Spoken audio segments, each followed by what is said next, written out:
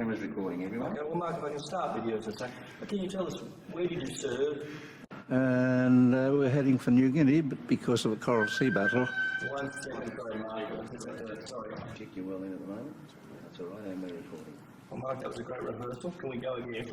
I'll try. Where did you serve, and what did you think of those times? I had to put my age up to conscription age, and my brother claimed me, and we sailed out of Sydney Harbour the day that Sydney was invaded by the Japanese submarines.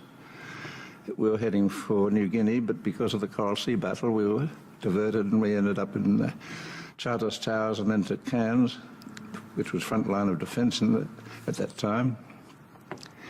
We then went to New Guinea, to Port Moresby, and then to Lae. And in 1944, we came back from New Guinea, and the unit was disbanded, and my brother and I volunteered for infantry.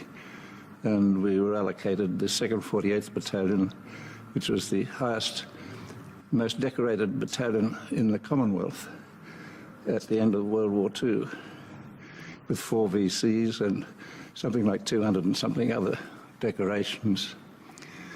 That battalion obviously saw enormous action, but we were reinforcements, and we joined them at Morotai before the invasion of Tarakan, which is a little island off North Borneo. Did you stop on board there? Did you just go? You'll be going.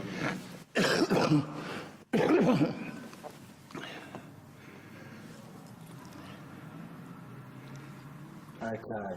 So, just off Borneo? Yeah, small island off North Borneo, and that was where our very famous VC winner, Diver Derrick, who was mortally wounded on the 23rd of May, and my brother and I helped carry him out, and he was mortally wounded. And that next night, we were attacked by the Japanese, and my brother was killed with 2 other boys, and I was evacuated. You were injured? Yes, I was blasted, deafened, which fortunately repaired itself, and that was the end of my war service. I was hospitalised for 2 or 3 months and came out of the army at the end of 45.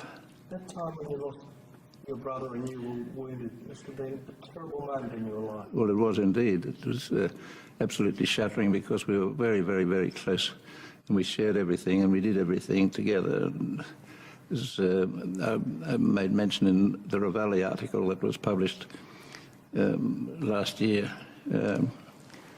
we were a unit unto ourselves, where we shared everything from ammunition down to our girlfriends.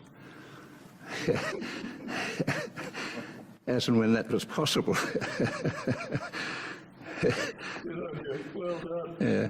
Can I go back to, if you can just give us that moment in history where you came under Japanese attack. Tell me about, so many years ago and so foreign to many of us younger ones today, tell us about how frightening that must have been.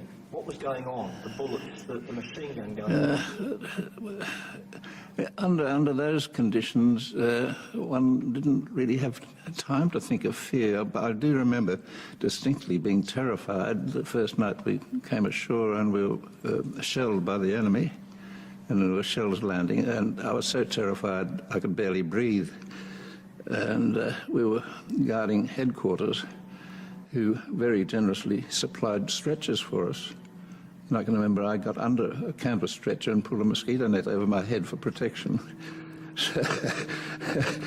But in the actual action, in the front, up in the frontline hills, there were things that happened so they were so momentary. It's almost hysteria, panic laughing. I can remember on one occasion we were attacked by a Japanese kamikaze who was suicidal. He had 2 large shells on a pole with fuses, and his aim was to come and blow himself up with us. this is all happening in seconds.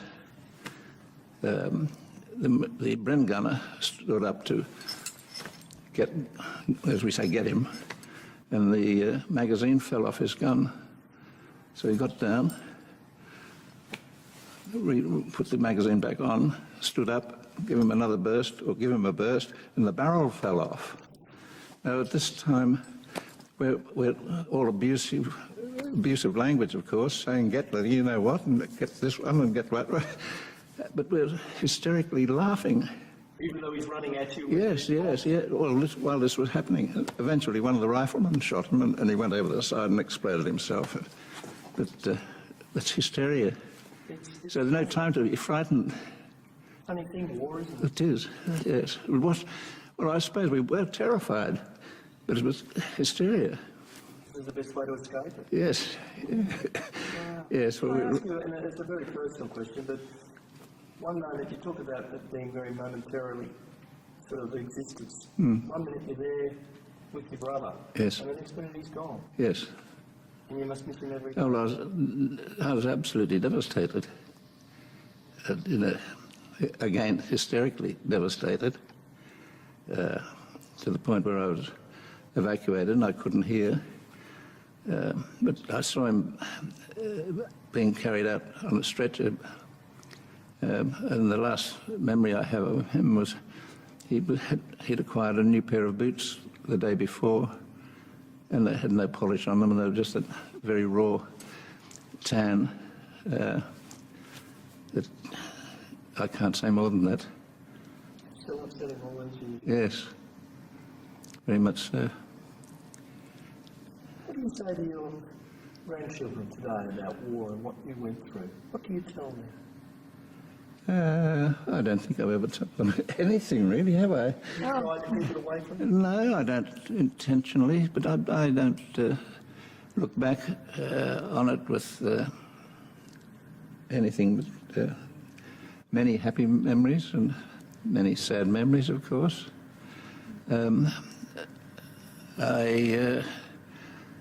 I can hold no grudge against the Japanese because they were brainwashed, as were we. They weren't people, they were the enemy, and the enemy had no place. And I lived in Japan in the 70s, and I met many Japanese friends. They're very charming people, but what was war was war. Nicely said, Mark. Can I ask you, guys, when you hear your grandpa talking like this, what are your thoughts? What do you think about that? I mean, when he's dodging bullets and he sees his loving brother die before him, what do you think about that? I'd be absolutely devastated if I was in his position. Because I've seen pictures in some of my history classes at school, and it's horrible. I mean, I've seen men with no legs because of shells and bombs. It's horrible. You proud of him?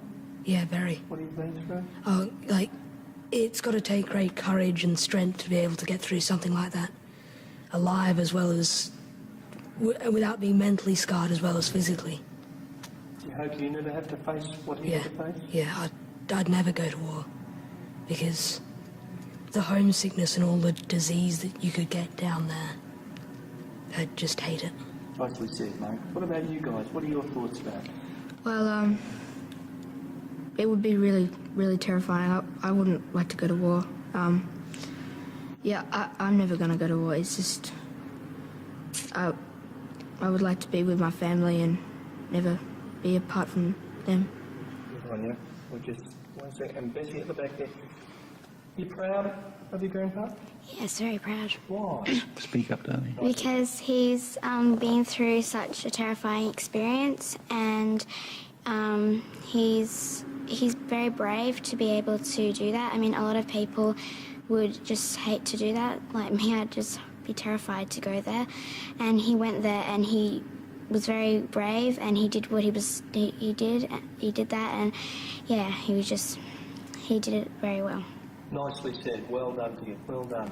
Thank you very much, everyone. Thank you. Really nice meeting you all. Thank you. Thank you, Mark. Thank you. Real pleasure to meet you, my friend. Pleasure. Thank you.